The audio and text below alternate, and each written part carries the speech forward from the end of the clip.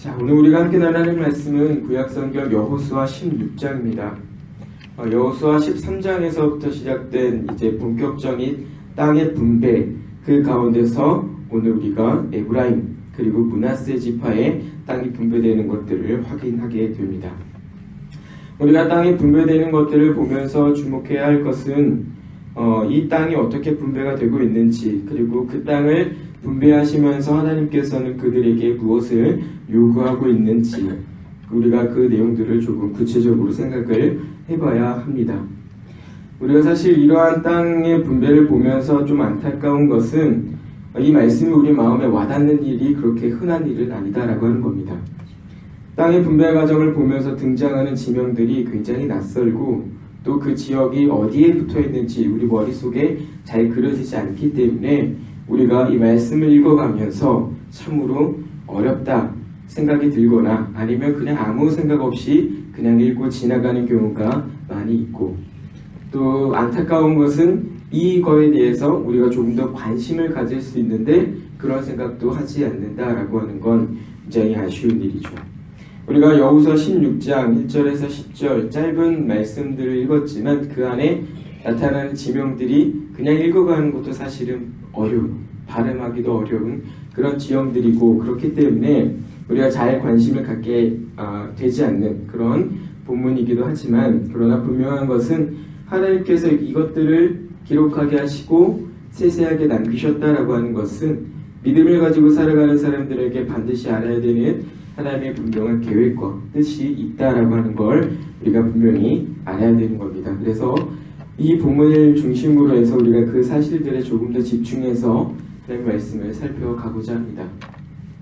본문에 앞선 15장에서는 유다 자손에 대한 땅의 분배가 기록되고 있고, 이어지는 오늘 본문에서 앞서 말씀드렸듯이 요셉 지파, 에브라임과 므낫세에 대한 땅의 분배가 이루어지고 있습니다. 땅의 분배의 원리는 14장에서도 기록되고 있듯이 제비를 뽑는 것입니다. 제비를 뽑는 것. 제비를 뽑아서 땅을 분배를 하게 되는데, 근데 우리가 제비 뽑는다라고 하면 머릿속에 떠오르는 이미지는 독불복이라고 생각하기가 쉬운데, 그러나 분명한 건 이 땅의 분배라고 하는 것이 단순히 운이 있고 운이 없고의 문제가 아니라고 하는 걸 명심하고 우리가 생각을 해야 됩니다. 왜냐하면 이러한 땅의 분배를 하시는 하나님의 지혜는, 그리고 그 일들을 하시는 하나님의 섭리는 우연이나 어떤 우리가 운이라고 생각할 만한 것들이 없기 때문에 그렇습니다. 믿는 사람들 중에서 운에 대한 그릇된 인식을 가지고 있는 경우가 있어서 어떤 일이 잘 되면 운이 좋았다, 어떤 일이 잘 안 되면 운이 나빴다 라고 하는 경우들이 많이 있는데, 그게 이제 무의식 중이든 아니면 어떤 습관적으로 하는 것이든지 간에 그 표현들이나 내용들은 믿는 사람들에게 있어서는 사실 적절한 표현이 아닌 것입니다. 하나님께서는 창조를 하실 때조차도 우발적으로 창조하신 게 아닙니다.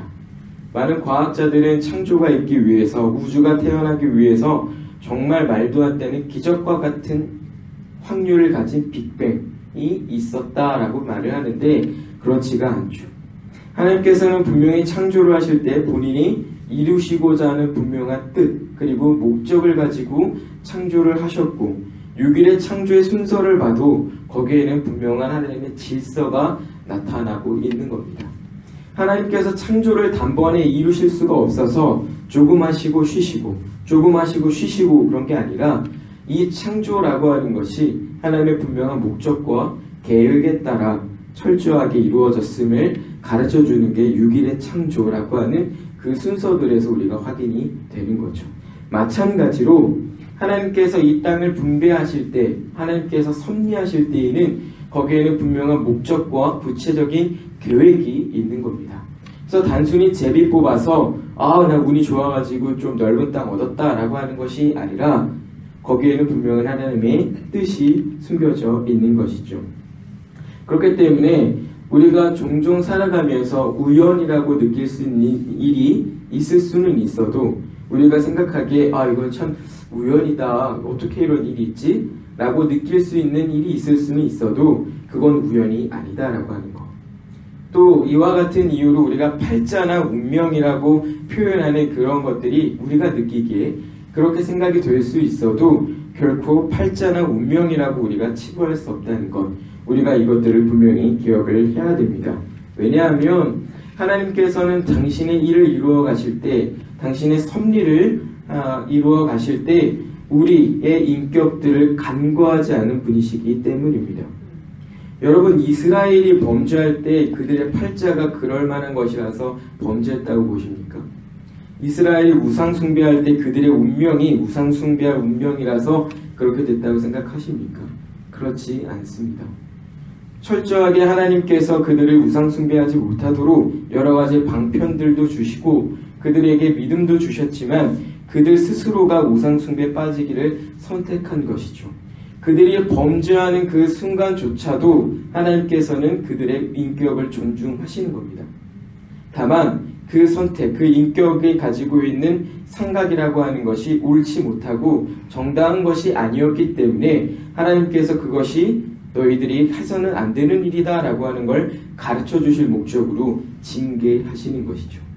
그들의 생각을 존중하시고 그들의 의견들을 존중하심으로써 하나님께서는 섭리하시지만 그러나 분명하게 그들의 선택이 잘못되었기 때문에 징계하심으로써 그들이 어긋난 자리들을 맞추신다라고 하는 겁니다. 그래서 믿는 사람들에게 있어서 우연이나 팔자 내지는 운명이라고 하는 것들을 생각하는 것이 적절하진 않고 그러한 표현들도 사실은 우리에게 맞지가 않는 것입니다. 다만 우리가 이러한 하나님의 섭리를 보면서 우리가 이러한 하나님의 섭리를 생각하면서 고백할 수 있는 것은 하나님께서는 모든 피조물과 또 그 모든 활동들을 가장 거룩하고 가장 지혜롭고 가장 능력있게 보존하시고 통치하신다라고 하는 것, 우리가 그것들을 기억을 해야 됩니다. 쉽게 얘기하면 하나님의 섭리를 생각하실 때, 하나님의 일하심을 생각하실 때는 가장 거룩하고 능력있고 지혜롭게 보존 그리고 통치하신다라고 하는 것, 우리가 이 사실들을 분명히 고백을 해야 되는데 그걸 위해서 분명히 우리가 가지고 있어야 되는 분명한 원인 중에 하나는 하나님이 어떤 분이신지를 우리가 분명히 알고 거기에 대해서 믿음으로 반응을 해야 되는 것이 이 섭리를 인정하는 일에 있어서 가장 중요한 내용이 됩니다.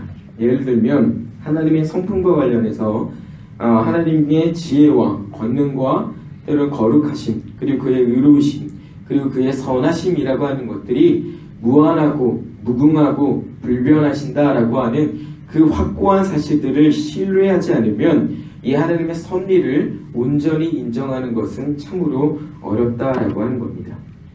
이러한 내용들을 잘 알고 이러한 내용들을 신뢰하고 믿음으로 살아가는 사람들은 일상생활 속에서 나타나는 자기가 마주하게 되는 현실들 가운데 이 하나님의 섭리라고 하는 것, 그것들을 인정하고 또 그것들을 신뢰하며 살아가지만 그러나 그렇지 않은 경우에는 의심하거나 아니면 거기에 대해서 비난하는 경우들이 많이 있는 겁니다.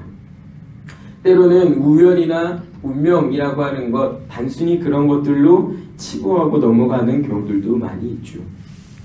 물론 이 하나님의 섭리라고 하는 것이 우리의 이해를 뛰어넘는 결과를 종종 아주 자주 보여주기 때문에 우리가 믿음을 가지고 있어도 그 부분에 대해서 온전하게 인정하고 온전하게 신뢰하기란 참으로 어려운 것이 사실입니다. 의문을 갖게 되기도 하죠. 그러나 이러한 상태는 거의 대부분 내가 불리할 때, 내가 유리할 때는 별로 문제 삼지 않는데 내 상황, 내 처지가 좀 불리하게 되었을 때는 그 부분에 대해서 아주 쉽게 의심하고 거기에 대해서 의문을 갖게 된다라고 하는 겁니다. 믿음을 가지고 살아가는 사람 중에서 내가 잘 되었다고 느낄 때 그 부분을 대부분 하나님의 영광 내지는 하나님께서 다 하셨다라는 표현들로 말을 하긴 하지만 그러나 그렇게 되지 않았을 때 내 상황이 조금이라도 불리하게 되었을 때는 그것들을 온전히 인정하지 못하는 경우가 많다라고 하는 겁니다. 왜? 하나님의 섭리라고 하는 것이 우리의 이해의 범위를 이미 뛰어넘고 있는 것이기 때문에. 그러나 분명한 것은 하나님께서는 내가 잘 되었거나 내가 잘 못 되었거나 어느 상황에서든 예외 없이 나를 보존하고 통치하시는 분이다 라고 하는 걸 우리가 기억을 해야 됩니다. 그분은 언제나 나를 보존하시고 나를 통치하시는 분이시기 때문에 우리가 하나님의 섭리를 어느 상황을 막론하고서도 신중하게 그리고 철저하게 고백하고 인정해야 되는 것이죠. 하나님의 섭리를 반쪽만 인정하게 되는 경우는 바로 우리의 죄성이라고 하는 것 때문에 그렇습니다. 우리의 죄. 이 하나님의 선하시고 의로우시고 거룩하시고 지혜로운 이 하나님의 일하심을 보면서 이 하나님의 의로운 그 일하심에 대해서 그것들을 깎아내리고 그것들을 폄하하고 그것들을 인정하지 않으려고 하는 우리의 악한 마음들이 그 하나님의 섭리를 보면서 인정하지 못하게 만든다라고 하는 겁니다. 그렇기 때문에 우리가 이 하나님의 섭리를 인정하게 되는 그 순간에 그것이 내 이해를 뛰어넘고 있어서 도무지 내가 그것들이 인정하기 어렵다라고 느껴지는 그 순간엔 우리가 침착해야 됩니다. 마음을 침착하게 해서 하나님께 어떠한 책임을 추궁하려 드는 것이 아니라 그의 지혜롭고 은밀하고 그런 놀라운 판단들, 그러한 놀라운 일하심들을 우리가 마음으로부터 경외해야만 하는 것이죠. 하나님의 섭리를 인정하기 어려운 순간에 대부분 내가 어려운 경우가 그렇겠죠. 내가 어려운 순간에 하나님 나에게 어떻게 이렇게 하실 수 있습니까? 내가 이렇게 해왔는데 나한테 어떻게 이렇게 하실 수 있습니까? 라는 것으로 하나님을 다그치고 하나님께 책임을 추궁하려 드는 것이 아니라 그러한 상황, 그러한 순간이라고 할지라도 하나님의 지혜롭고 선하신 계획이 여기에 있으므로 이 일들이 하나님의 방법으로 다스려지기를 구하고 그 일들이 조금의 의심도 없이 하나님의 섭리임을 인정하고 살아가도록 나 자신이 하나님 앞에 복종하기를 간구해야 하는 것이죠. 마음이 어렵고 하나님을 의심하게 되고 떠나고자 하는 그 순간에 하나님을 비난하고 싶은 그 순간에 그 일들을 하는 것이 아니라 여기에 분명한 하나님의 판단과 지혜로운 계획이 있으므로 그 계획에 놀라운 경의를 표하고 그 앞에 복종해야 한다라고 하는 겁니다. 우리가 지난 사도행전으로도 잠깐 살펴봤지만 예루살렘 교회의 박해를 통해서 열방의 복음이 전파되는 것들을 우리가 확인할 수 있었습니다. 얼마나 놀라운 하나님의 계획이고 놀라운 하나님의 일하심입니까? 그러한 섭리를 바라보면서 만약 내가 그런 예루살렘 교회에 있는 사람이었다면 하나님을 비난하지 않았을까요? 왜 하나님 이 교회 이 순간에 이런 박해를 주십니까? 라고 묻지 않았을까요? 그러나 그런 것이 아니라 그러한 순간에 하나님의 놀랍고 경이로운 판단 그것들을 우리가 경외해야 한다라고 하는 겁니다. 땅의 분배라고 하는 것 우리가 읽은 이 본문은 바로 그러한 사실들을 이스라엘에게 실질적으로 가르쳐주는 사건인 것입니다. 이스라엘이 차지한 그 가나안 땅이라고 하는 것은 그들이 가지고 있는 인간적인 방법으로는 살아갈 수 없는 땅이고 그들이 가지고 있는 계획으로는 성취할 수 없는, 차지할 수 없는 땅이 바로 이 가나안 땅인 겁니다. 그들의 계획과 그들의 생각만으로는 도무지 그 땅의 지경을 넓혀갈 수 없는 것이 바로 이러한 가나안 땅인 것이죠. 대표적인 사건이 아이와의 첫 전투에서 분명히 나타나는 겁니다. 여호수아여 우리가 정탐해서 보니까 다 갈 필요 없습니다. 아이 이거 별거 아닙니다. 우리 그냥 몇 명만 가도 우리 중에서 소수만 정예만 가도 아이성 우리가 쉽게 함락할 수 있습니다.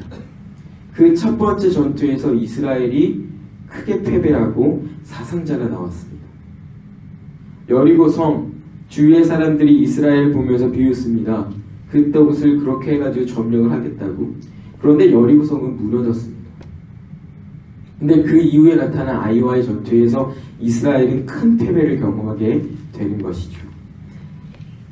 이러한 가나안 땅, 이 가나안 땅에서 하나님께서 이렇게 땅의 분배를 통해서 말씀하시는 것은 너희가 잊지 말아야 될 것, 바로 하나님이 그들을 그 땅으로 인도하셨음을 그들이 인정하고 그 놀라운 하나님의 일하심에 대해서, 섭리에 대해서 겸허히 받아들이고 그의 놀라운 지혜를 찬양하는 것, 그것을 요구하고 있는 것이죠.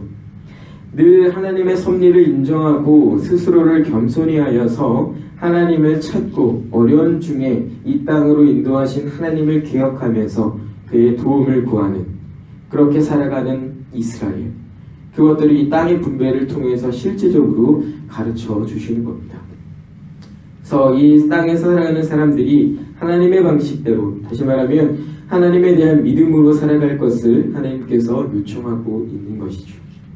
땅을 얻은 것, 이 지경이 넓어진 것이 너희가 한 것이 아니고 내가 너희에게 준 것이다.